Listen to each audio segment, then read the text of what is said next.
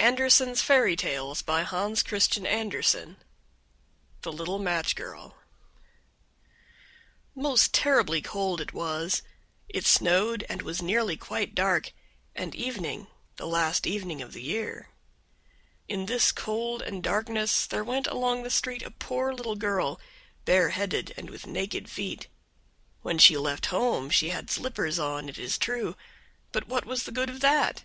They were very large slippers, which her mother had hitherto worn, so large were they, and the poor little thing lost them as she scuffled away across the street, because of two carriages that rolled by dreadfully fast. One slipper was nowhere to be found.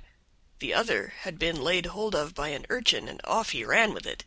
He thought it would do capitally for a cradle when he, some day or other, should have children himself. So the little maiden walked on with her tiny naked feet, that were quite red and blue from cold. She carried a quantity of matches in an old apron, and she held a bundle of them in her hand. Nobody had bought anything of her the whole livelong day. No one had given her a single farthing. She crept along trembling with cold and hunger, a very picture of sorrow, the poor little thing.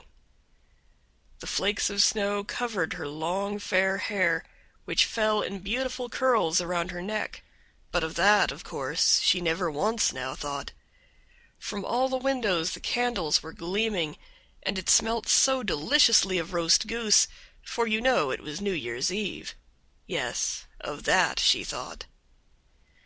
In a corner formed by two houses, of which one advanced more than the other, she seated herself down and cowered together. Her little feet she had drawn close up to her, but she grew colder and colder, and to go home she did not venture, for she had not sold any matches and could not bring a farthing of money. From her father she would certainly get blows, and at home it was cold too, for above her she had only the roof, through which the wind whistled, even though the largest cracks were stopped up with straw and rags. Her little hands were almost numbed with cold. Oh, a match might afford her a world of comfort, if she only dared take a single one out of the bundle, draw it against the wall, and warm her fingers by it. She drew one out. Risht! How it blazed, how it burnt! It was a warm, bright flame like a candle as she held her hands over it. It was a wonderful light. It seemed really to the little maiden as though she were sitting before a large iron stove, with burnished brass feet and a brass ornament at top. The fire burned with such blessed influence, it warmed so delightfully.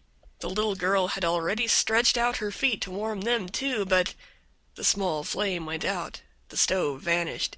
She had only the remains of the burnt-out match in her hand. She rubbed another against the wall. It burned brightly, and where the light fell on the wall, there the wall became transparent like a veil, so that she could see into the room. On the table was spread a snow-white tablecloth. Upon it was a splendid porcelain service, and the roast goose was steaming famously with its stuffing of apple and dried plums.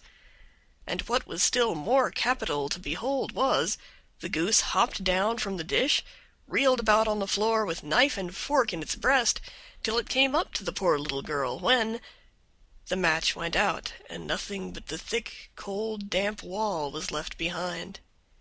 She lighted another match. Now there she was sitting under the most magnificent Christmas tree. It was still larger and more decorated than the one which she had seen through the glass door in the rich merchant's house. Thousands of lights were burning on the green branches, and gaily colored pictures, such as she had seen in the shop windows, looked down upon her. The little maiden stretched out her hands toward them when the match went out. The lights of the Christmas tree rose higher and higher. She saw them now as stars in heaven. One fell down and formed a long trail of fire. "Someone is just dead," said the little girl, for her old grandmother, the only person who had loved her and who was now no more, had told her that when a star falls, a soul ascends to God. She drew another match against the wall. It was again light, and in the luster there stood the old grandmother, so bright and radiant, so mild, and with such an expression of love. "Grandmother," cried the little one, "oh, take me with you! You go away when the match burns out. You vanish like the warm stove, like the delicious roast goose, and like the magnificent Christmas tree."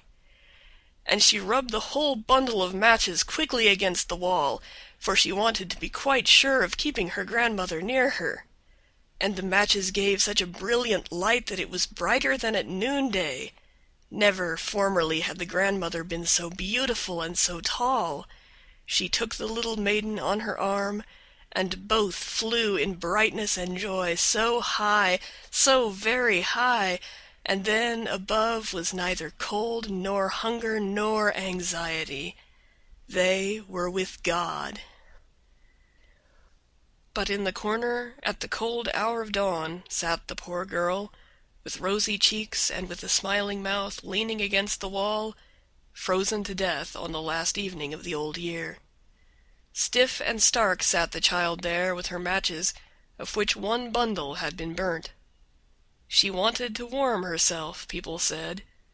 No one had the slightest suspicion of what beautiful things she had seen. No one even dreamed of the splendor in which, with her grandmother, she had entered on the joys of a new year. End of The Little Match Girl,